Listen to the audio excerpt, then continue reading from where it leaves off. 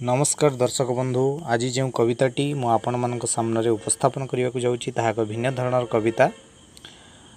यही कवितार समाज रे रक्षक माने किपरि भक्षक साजी जाउचंदी से विषय वर्णना कराई। कवितार शीर्षक होची माछर आत्मकाहानी।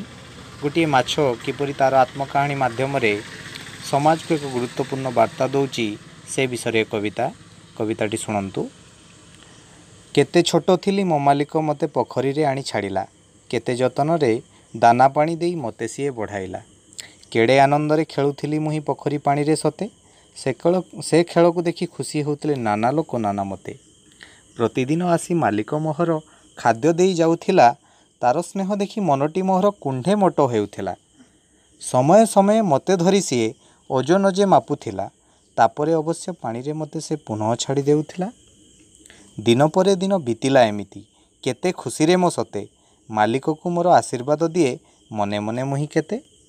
दिन परे दिन बड़ हेली मुही आकार रे ओजन रे, मालिकर मन केते खुशी थिला कहिले ताहा न सरे। हठात दिने मु अनुभव कली चारिआडे बंधन को, बाहरी बाटा बहु कष्ट थिला काटी से ही बंधन को। पानी भितरू बाहर को आनी मते मारी दिया गला, एहा परे मोर मृत शरीर को बिक्री करी दिया गला।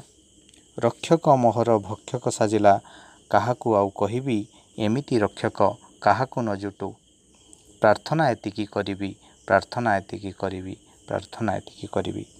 समाज रे आजिकाली रक्षक माने भक्षक साज जाउचंती, से विषय थिला एई कविता। जदि आपण मानकु भल लागिछि निश्चित सब्सक्राइब करंतु।